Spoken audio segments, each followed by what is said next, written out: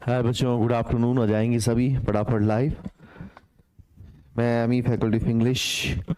तो कुछ दिनों की तबीयत ख़राब के बाद अभी आपके सामने हूँ। अभी मेरी तबीयत ठीक नहीं हुई है, लेकिन हाँ, पहले गोलियां असर नहीं कर रही थी। बहुत ज़्यादा तबीयत ख़राब थी, गोली खा के भी बुखार आ रहा था। अभी स्थिति वैसी नहीं है, अभी मैं टैबलेट्स ले रहा हूँ, लेकिन मैं ठीक हूँ। मुझे बहुत अच्छा लगा बच्चे, आप में से काफ़ी सारे बच्चों ने मुझे कॉल भी किया।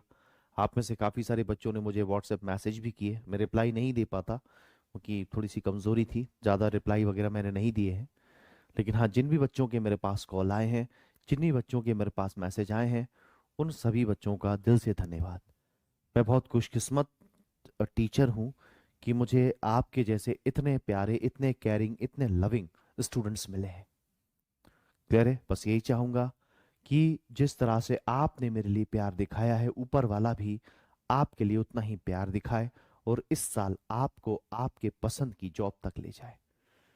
चलिए बच्चे, तो शुरू कर रहे हैं इसी पॉजिटिव थॉट के साथ। अभी थोड़ा सा 2-3 दिन और, 3-4 दिन और अप्रोक्सीमेटली मुझे रिकवरी के लिए लगेगा। थोड़ा सा क्लास हल्की स्लो चलेगी, उसके लिए मैं पहले ही माफ़ी चाहूँगा आपसे बच्चे। लेकिन हाँ, हम बढ़िया पढ़ेंगे, आप जानते हैं, हम बेहतरीन पढ़ेंगे। फटाफट मुझे लास्ट इडियम बता दीजिए।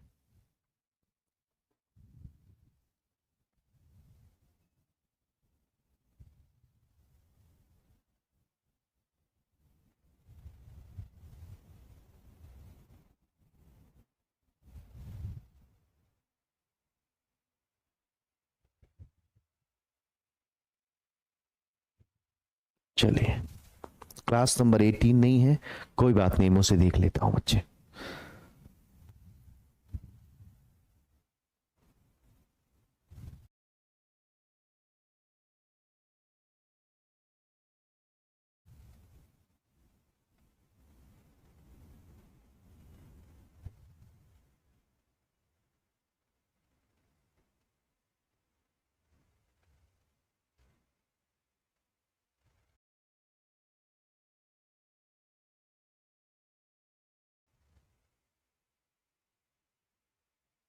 तो लास्ट इडियम था हमारा गुड एग।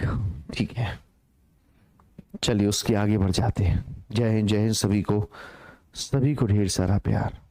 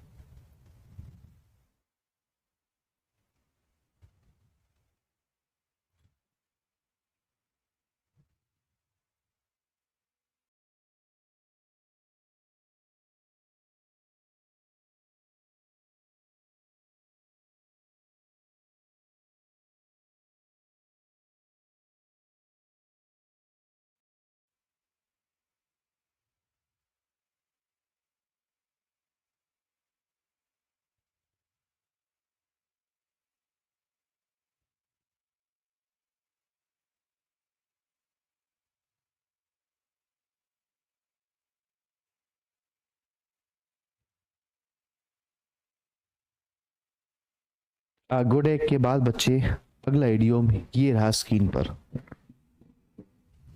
और वो है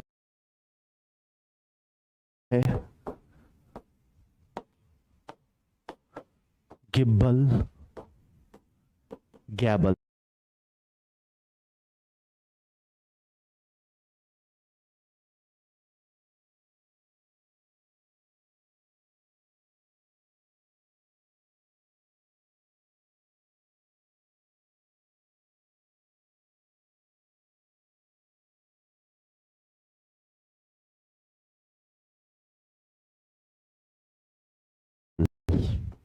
GIBBLE गिब्बल, GABBLE गैबल, गिब्बल गैबल।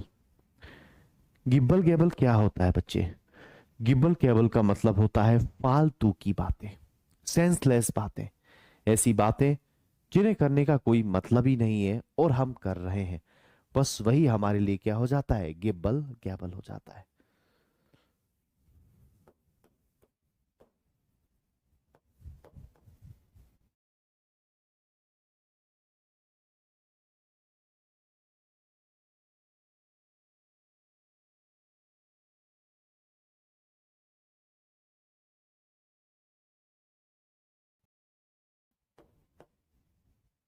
Senseless talk. Next, after gibble gabble, we have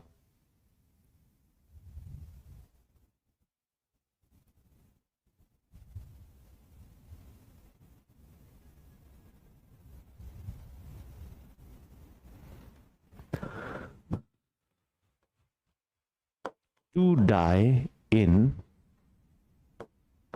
one's bed. To die in one's bed, है ना। To die in one's bed, किसी के बेड में जो है मरना। अल्टीमेटली क्या करना बच्चे, अल्टीमेटली जो है बीमारी में मर जाना, है ना। कि भाई जो है बीमार थे, पलंग पर पड़े पड़े पड़े पड़े मर गए, वही होता है to die in one's bed.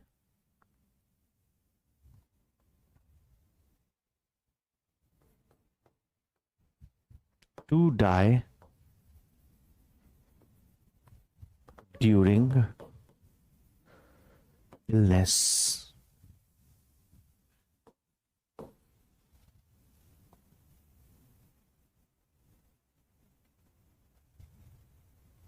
Next,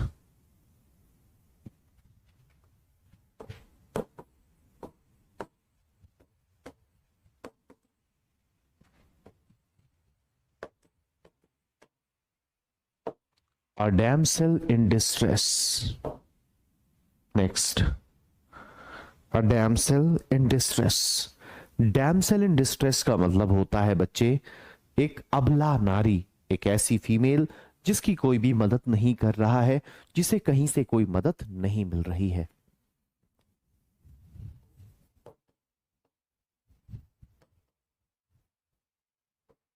A helpless woman. Next,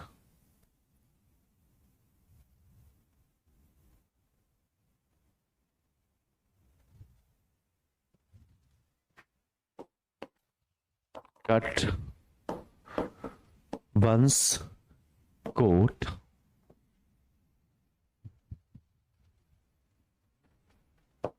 according to one's cloth. Cut one's coat according to one's cloth. Hindi में हम लोग एक मुहावरा बोलते हैं ना बच्चे, जितनी चादर उतने पैर। यानी भाई जो आपकी इनकम हो उस हिसाब से ही खर्च करो, उससे ज्यादा खर्च मत करो, नहीं तो फंस जाओगे। तो ये हो जाएगा to live within own income. Next, अगला इडियम बच्चे, क्लोज फिस्टेड।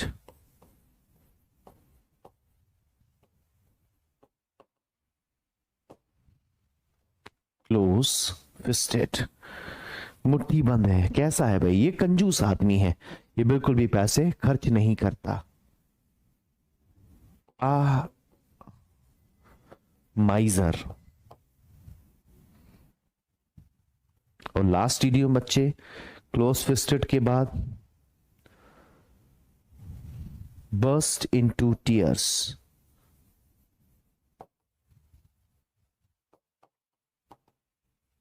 ये तो आसान है, आप लोग समझ गए। हिंदी में क्या बोलते हैं इसको, फूट फूट के रोना। वही फूट फूट के रोना क्या कहलाता है, बस्ट इनटू टीयर्स कहलाता है।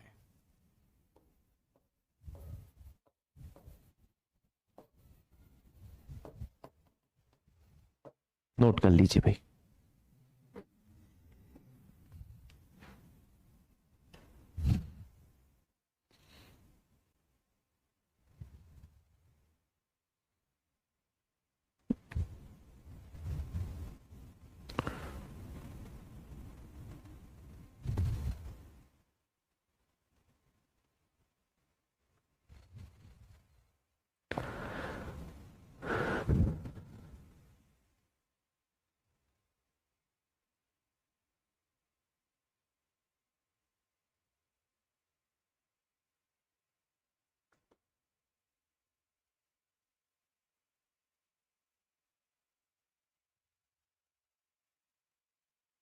नोट कर लीजिए, बहुत बढ़िया, नोटेड के मैसेज आ गए मेरे पास। 1 मिनट बच्चे में देख लूँ पीडीएफ में ज़रा, क्योंकि 2-4 दिन से क्लास नहीं लगी है तो मुझे ज़रा पीडीएफ में देखना पड़ेगा कि लास्ट टाइम हमने क्या पढ़ा था।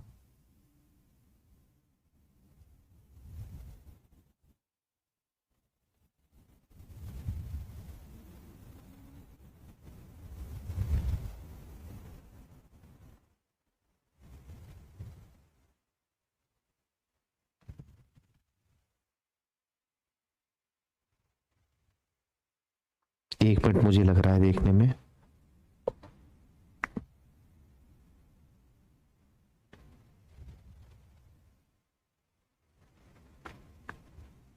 ठीक है, तो ये हमने लास्ट टाइम पर अच्छा क्वेश्चंस कर लिए थे हमने, एडवर्ब के प्रैक्टिस क्वेश्चंस हम लोगों ने कर लिए थे। ठीक है, और उन प्रैक्टिस क्वेश्चन में हमारा टॉपर कौन था? श्रेया तिवारी। ओके, 27 तारीख को, 27 के बाद अब हमारी क्लास लग रही है ना। चलिए भाई आगे बढ़ जाते हैं।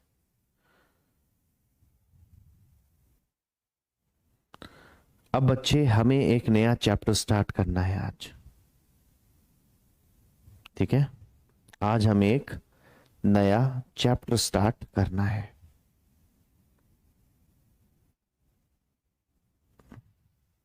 सारे बच्चे हेडिंग डाल दीजिए प्रीपोजिशंस। बड़ा चैप्टर आज से स्टार्ट हो जाएगा।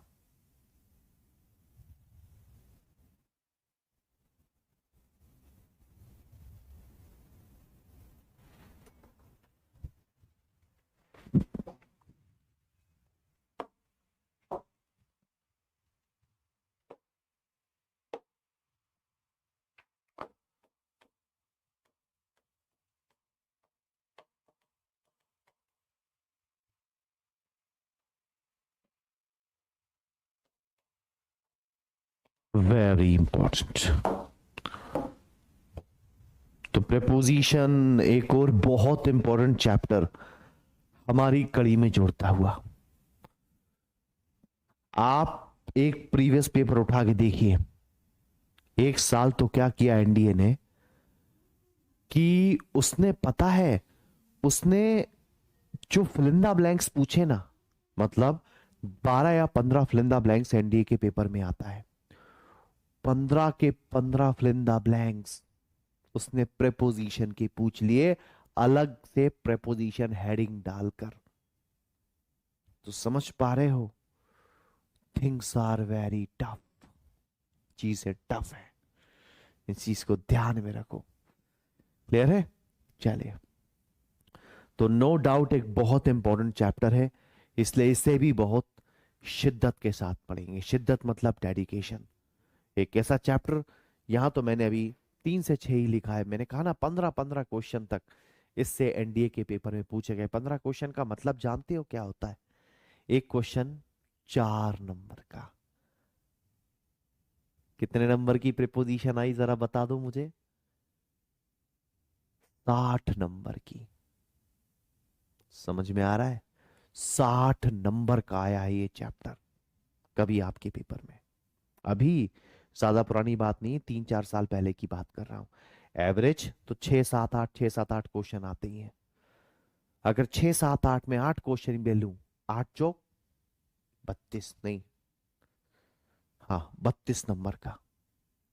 सोच सकते हो, एक चैप्टर 32 नंबर का है।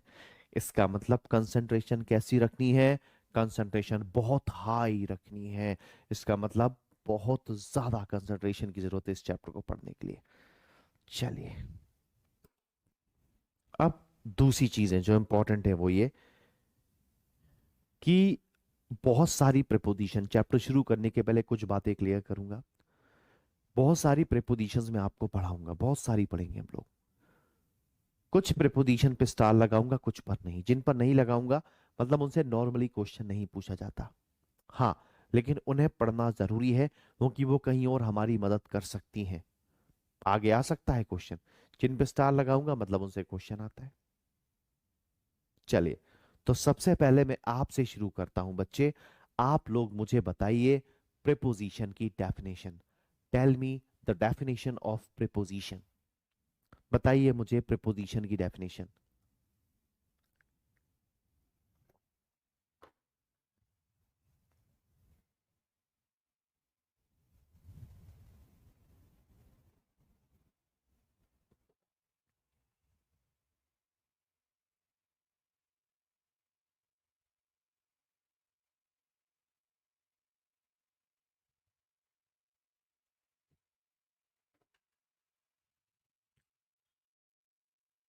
जल्दी मुझे बताइए प्रीपोजिशन की definition.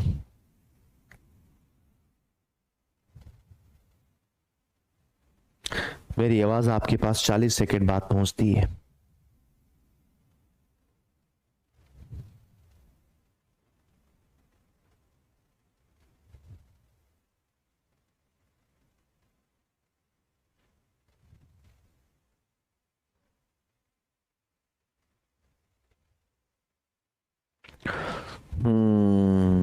Which shows relationship which joins noun and pronoun. Join करने का काम बच्चे कंजंक्शन करता है, प्रेपोजिशन नहीं।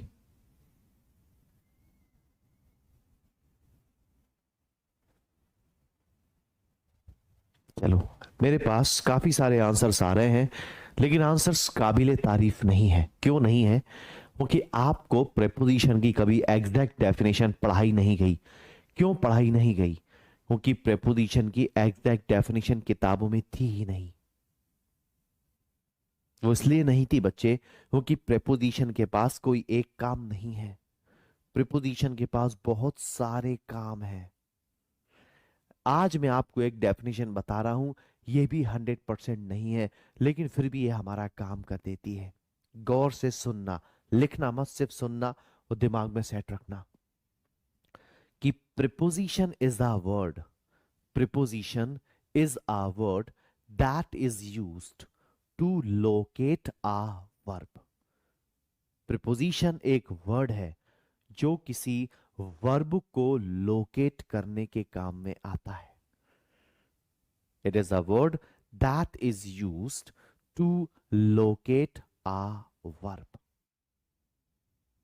क्लियर? समझ में आ रहा है? आइए देखते हैं कैसे। देखो, सपोज सपोज ये जो मार्कर है, ये एक बिल्ली है। ये एक बिल्ली है और ये एक टेबल है। मैं इस बिल्ली को इस लेकर आया और मैंने इस टेबल पर बैठाया। जैसे ही मैंने इस टेबल पर बैठाया, मैंने बोला the cat is sitting on the table. मुझे इस सिटिंग नाम के वर्ब को टेबल के ऊपर लोकेट करना था, तो मैंने बोला the cat is sitting on the table. फिर मैंने इस बिल्ली को उठाया और टेबल के आगे बैठा दिया और मैंने बोला the cat is sitting before the table. क्या मैंने नाउन बदला? नहीं। क्या मैंने वर्ब बदला? नहीं। मैंने सिर्फ एक प्रेपोजिशन बदली, बिफोर। और बिफोर नाम का वर्ब सिटिंग, बिफोर नाम का प्रेपोजिशन सिटिंग नाम के वर्ब को कहां लोकेट करने लग गया? आगे। फिर मैंने बिल्ली को उठाया और टेबल के पीछे बैठा दिया और मैंने बोला the cat is sitting behind the table. फिर से ना तो मैंने अपनी बिल्ली बदली, यानी मैंने अपना नाउन नहीं बदला, और ना ही मैंने अपना वर्ब बदला सिटिंग। मैंने सिर्फ एक प्रेपोजिशन बदली, बिहाइंड, और सिटिंग नाम का वर्ब खुद को कहां ले गया? पीछे। फिर मैंने बिल्ली उठाई और बिल्ली को टेबल के अंदर बिठा दिया और मैंने बोला the cat is sitting in the table. फिर से ना तो मैंने बिल्ली बदली, ना ही सिटिंग नाम का वर्ब बदला। मैंने सिर्फ एक प्रेपोजिशन बदला, इन, और सिटिंग नाम का वर्ब। इस वर्ब सिटिंग को, सॉरी, इनटू नाम का प्रेपोजिशन इस सिटिंग नाम के वर्ब को कहाँ ले गया? अंदर। फिर से मैंने बिल्ली उठाई और टेबल के साइड में बिठा दी और मैंने बोला the cat is sitting beside the table. तो हर बार हो क्या रहा है? ना तो मैं अपना नाउन बदलता हूं, ना तो मैं अपना नाउन बदलता हूं, ना मैं अपना वर्ब बदलता हूं। मैं सिर्फ एक मैं सिर्फ एक प्रेपोजिशन बदलता हूं और ये प्रेपोजिशन उस वर्ब को अलग अलग अलग अलग अलग अलग जगह लोकेट करता हुआ चलता है। क्लियर है? अलग अलग जगह लोकेट करता हुआ चलता है। ठीक है, चलिए अब आगे समझिए बात को। अब बच्चे ठीक है, अब क्या होता है, अब स्थिति यह है कि ज्यादातर लोग ज्यादातर लोग जो प्रेपोजिशन को पहले से जानते हैं वो एक डेफिनेशन जानते हैं कि it is used to locate a noun और, लेकिन आपको अब वो डेफिनेशन भूल जानी है। आपको ये डेफिनेशन याद रखनी है कि preposition is a word that is used to locate a verb.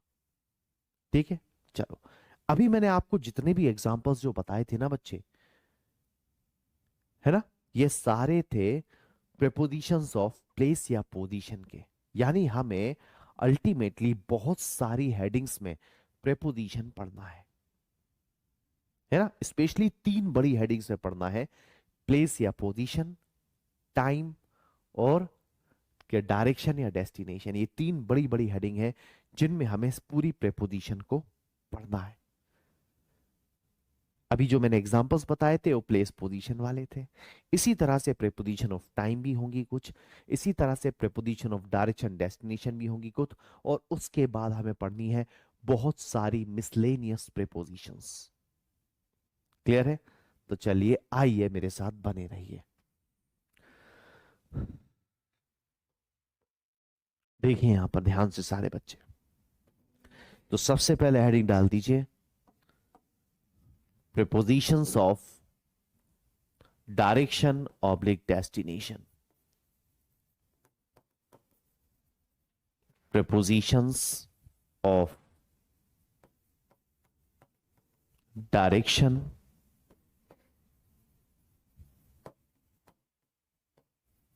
Oblique destination. सबसे पहले डायरेक्शन ऑब्लिक डेस्टिनेशन, तो सबसे पहले ऐसी प्रेपोजिशंस की बात करेंगे जो या तो हमें डायरेक्शन देगी या फिर डेस्टिनेशन देगी। डायरेक्शन मतलब की ओर, कोई भी चीज किसकी ओर है वो डायरेक्शन है। डेस्टिनेशन मतलब लक्ष्य। ठीक है भैया, लिखिए मेरे साथ examples. To, towards, for, along, across,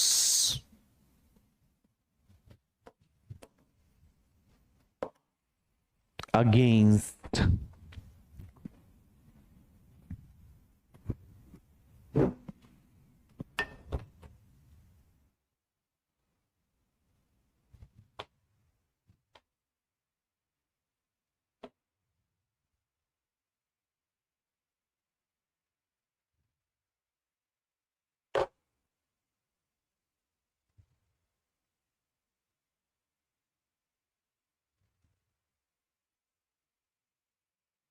against, into, up, down, etc. Up down etcetera, ये सब क्या है बच्चे? These all are prepositions of direction oblique destination. इनमें से किसी को भी उठाओ, या तो डायरेक्शन बताएगा या फिर डेस्टिनेशन बताएगा। ठीक है, एक बार रिवाइज कर लेंगे। क्या है? To, towards, for, along, across, against, into, up, down. अब सबसे पहले मैं उन पे स्टार लगा देता हूं जो काम के हैं। टू, टूवर्ड्स, अक्रॉस, इनटू, ये काम के हैं। बाकी हमें सिर्फ समझना है। जिन पर मैंने स्टार नहीं लगाया ये मत सोचना कि वो इंपॉर्टेंट नहीं है, उनसे डायरेक्ट क्वेश्चन नहीं आता, वो मदद करते हैं क्वेश्चन को सॉल्व करने में। ये चीज ध्यान में रखना। ठीक है, चलिए तो हम एक एक करके प्रीपोजिशन पढ़ना शुरू करेंगे बच्चे। एक एक करके अब हम प्रीपोजिशंस को पढ़ना शुरू कर देंगे यहां से। और पहले ही आपको बता दूं कि बहुत लंबा जाना है आपका चैप्टर, बहुत ज्यादा लंबा जाएगा, इसलिए आपको इस चीज के लिए प्रिपेयर रहना है। चलिए,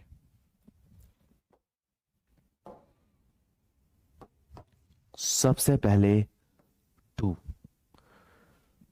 उसके बाद टूवर्ड्स, दोनों को साथ में पढ़ेंगे, दोनों को कंपेयर करते हुए पढ़ेंगे, क्योंकि दोनों से एक जैसा क्वेश्चन पूछा जाता है। ठीक है, चलिए गौर से ध्यान में देखिएगा चीजों को। टू, टूवर्ड्स, टू यूज क्या है? टू शो डेस्टिनेशन, ब्रैकेट में लक्ष्य,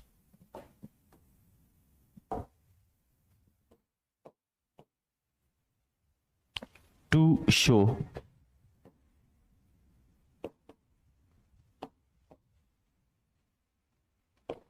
डिटर्मिनेशन,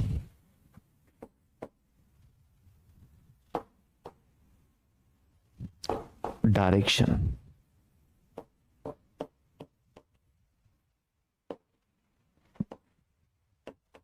की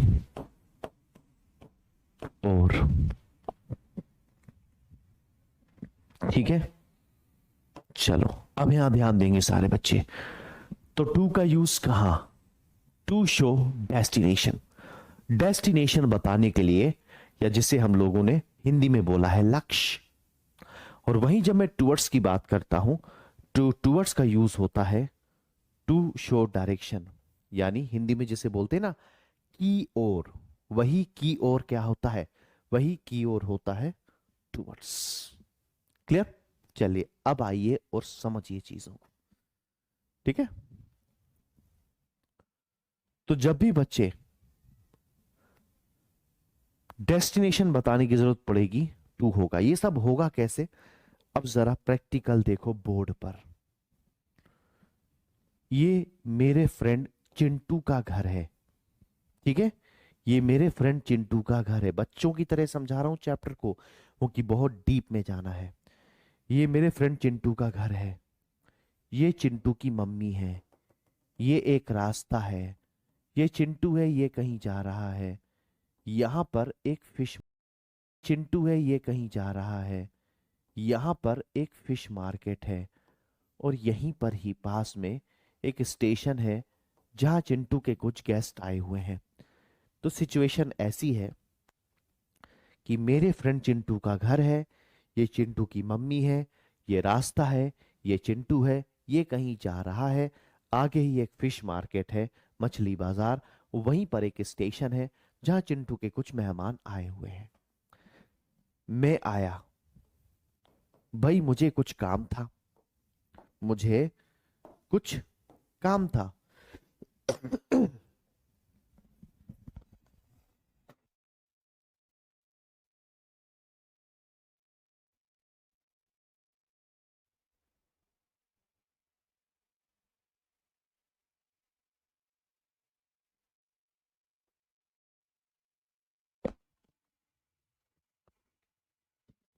ठीक है भाई, तो मैं आया, मुझे कुछ काम था चिंटू से। तो मैंने देखा कि मैं आया यहाँ पर, ये सपोज मैं हूँ चश्मा वश्मा लगाकर, बढ़िया शानदार, ठंड चल रही तो कैप पहने हूँ, शूज पहने हूँ, स्पोर्ट शूज, है ना। तो मैं आया, मुझे कुछ काम था चिंटू से। मैंने देखा आते के साथ ही, मैंने देखा आते के साथ ही कि चिंटू कहीं जा रहा है, मम्मी उसकी बाहर खड़ी है और चिंटू कहीं जा रहा है। तो मैंने आंटी से पूछा, आंटी चिंटू कहाँ जा रहा है? तो आंटी ने मुझे बोला, he is going to the station to receive his guests. Aunty ने मुझे बोला, he is going to the station to receive his guests. ठीक है, अच्छा मास्क लगा लो। नहीं बच्चे, मैं अपने पर्सनल स्टूडियो से ले रहता हूं, इस फ्लैट में मैं अकेला हूं और कोई भी नहीं है, मेरा पर्सनल स्टूडियो है। मास्क लगा लो। यहां से थोड़ी आएगा वायरस। ठीक है, चलिए। तो आंटी ने मुझे बोला he is going to the station to receive his guest. मैंने कहा ठीक है भाई, मेहमानों को लेने जा रहा होगा। मैं चला गया वहां से, मैं चला गया वहां से। ठीक है भैया, मैं वहां से चला गया। दूसरे दिन मैं फिर आया। भाई मुझे तो चिंटू से काम था। मैंने देखा कि आंटी फिर से वहीं खड़ी हैं और चिंटू वापस कहीं जा रहा है। तो मैंने फिर आंटी से पूछा, आंटी चिंटू कहां जा रहा है? तो मैंने पूछा, आंटी चिंटू कहां जा रहा है? तो आंटी ने बोला, he is going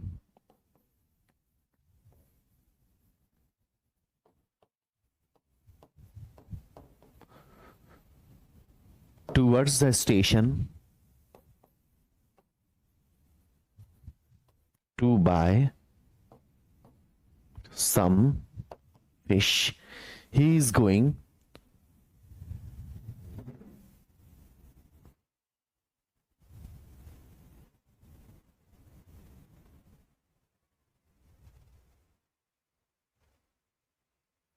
he is going towards the station to buy some fish. मैंने कहा ठीक है भाई, मछलियां लेने जा रहा होगा। मैं वहां से चला गया। जैसे ही मैं थोड़ा आगे बढ़ा ना, मेरा दिमाग घूमा। मैंने कहा कल जब मैं गया था तो आंटी मुझे बोल रही थी he is going to the station, और आज जब मैं गया हूं तो आंटी मुझे बोल रही है ही is going towards the station. जब दोनों ही केस में बात स्टेशन की है, तो मेरी समझ में नहीं आया कि एक बार आंटी ने मुझे टू और दूसरी बार मुझे टूवर्ड्स क्यों बोला। दूसरी बार मुझे टूवर्ड्स क्यों बोला। ठीक है भैया।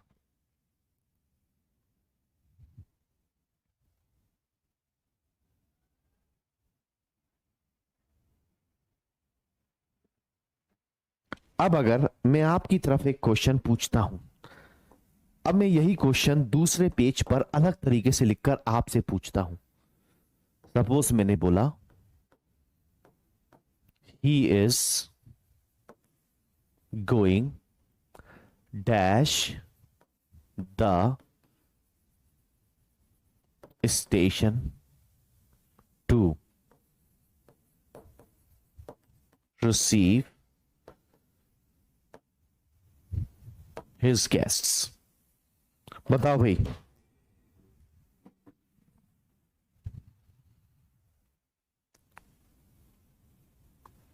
चलो, अब मैंने बोर्ड पर, सपोज पूरा बोर्ड खाली है, यह सोचो कि चिंटू के बारे में आपने और मैंने कोई बात नहीं करी। अब बताओ इस फिल इन द ब्लैंक्स में क्या आना चाहिए, टू की टूवर्ड्स।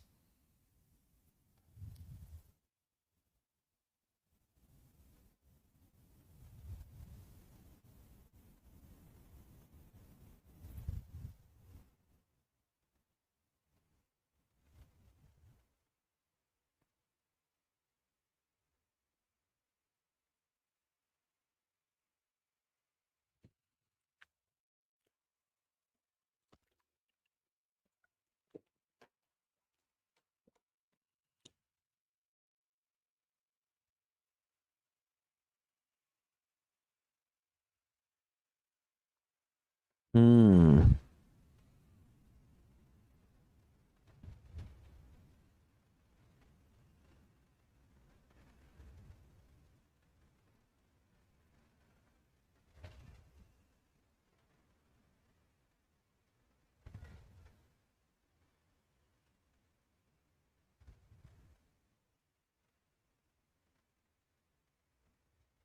चलिए,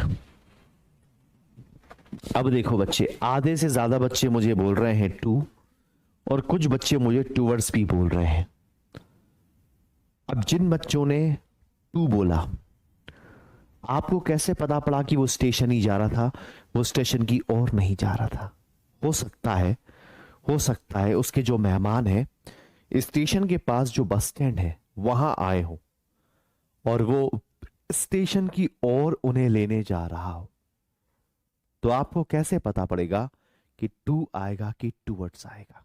आपको कैसे पता पड़ेगा ये?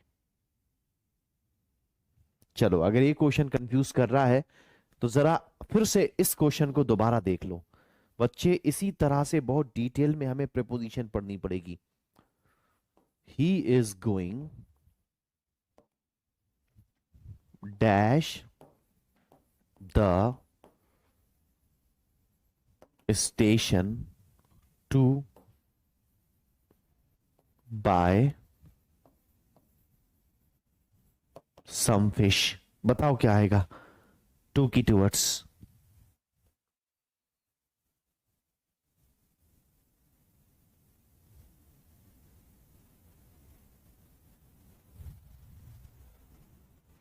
अब देखता हूं आप लोग मुझे क्या जवाब देते हो उसमें।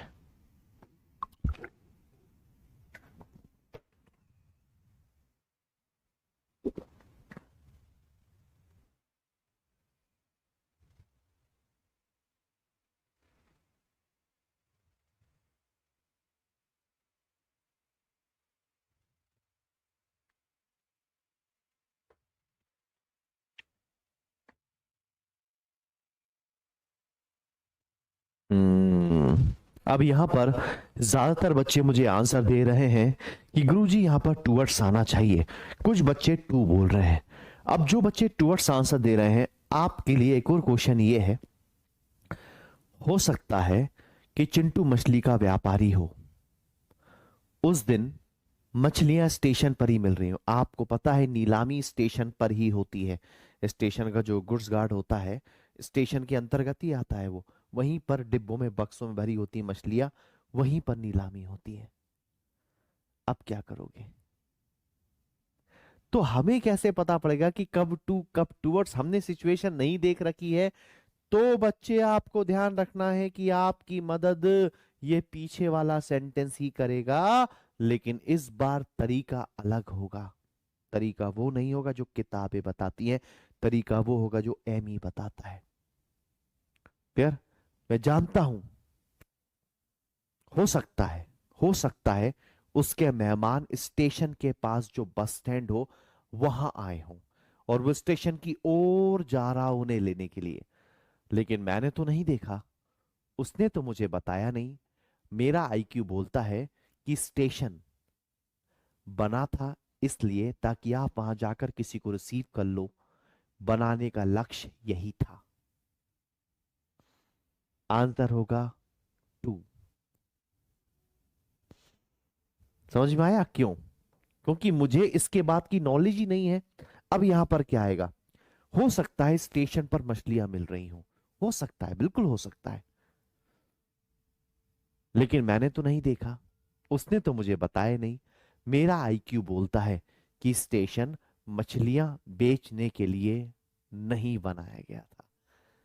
हो सकता है, तो मैं लिख दूंगा टूवर्ड्स।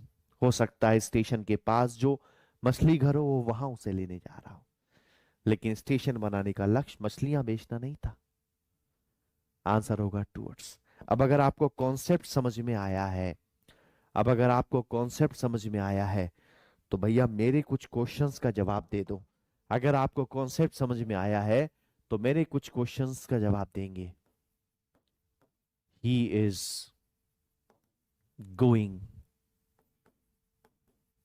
To the church.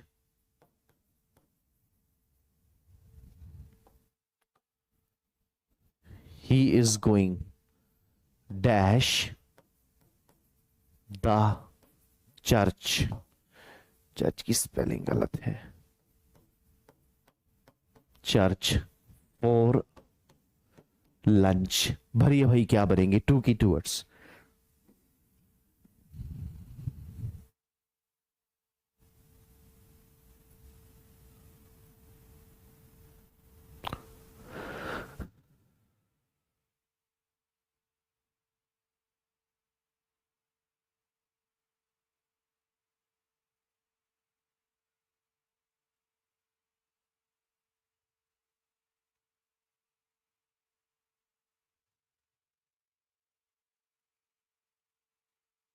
बहुत बढ़िया, समझ में आ गया, दिमाग में गया। ही इज गोइंग डैश, अरे रे, ये टू आंसर देने वालों, मैंने शुरुआत में टू लिख दिया तो तुमने टू मान लिया। क्या आंसर होगा बच्चे? आंसर होगा यहां पर टूवर्ड्स। क्यों होगा? चर्च, हो सकता है उस दिन चर्च में किसी की शादी हो, और वो चर्च की, हो सकता है चर्च में शादी हो, चर्च में ही खाना खाने जा रहा हो, लेकिन मैंने तो नहीं देखा, उसने तो मुझे बताया नहीं। मेरा आईक्यू बोलता है कि चर्च बनाने का लक्ष्य कभी भी खाना नहीं था, लंच नहीं था। मुझे मेरा लक्ष्य नहीं मिला, मैं लगा दूंगा टूवर्ड्स। अगला क्वेश्चन। बस ऐसे ही ये चीजें हमारे दिमाग में आती हैं। बताइए, ही is going dash the temple for prayers. भरो टू की टूवर्ड्स।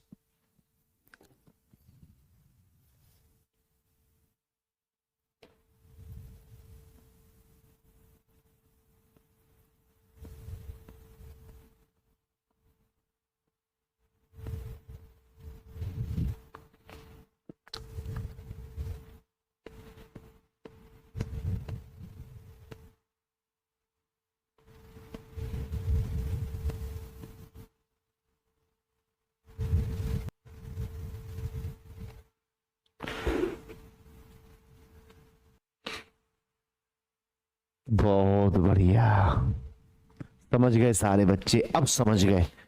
देखो बच्चे, हो सकता है वो मुसलमान हो और मंदिर के पास एक मस्जिद हो जहां वो नमाज पढ़ने जा रहा हो मंदिर की ओर, लेकिन मैंने तो नहीं देखा, उसने तो मुझे बताया नहीं।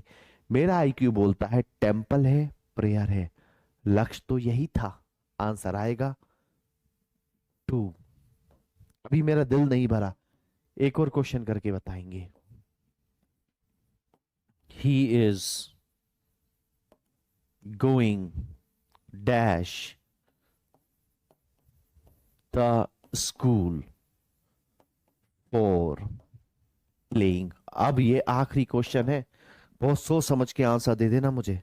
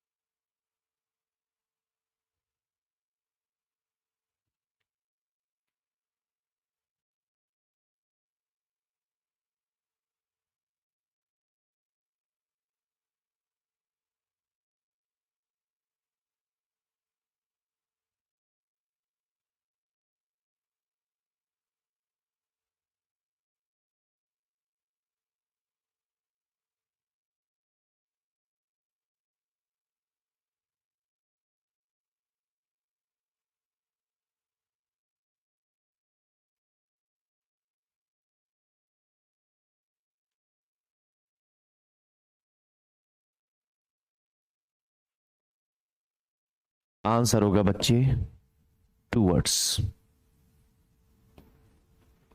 है ना। हर स्कूल में एक प्लेग्राउंड होता है और मोस्टली बच्चे वहां खेलने जाते हैं, पढ़ने बहुत कम जाते हैं, लेकिन मैंने तो नहीं देखा, उसने तो मुझे बताया ही नहीं। स्कूल बनाने का जो लक्ष्य था वो खेल खिलाना नहीं था, मुझे लक्ष्य नहीं मिला, मैं लगा दूंगा टूवर्ड्स।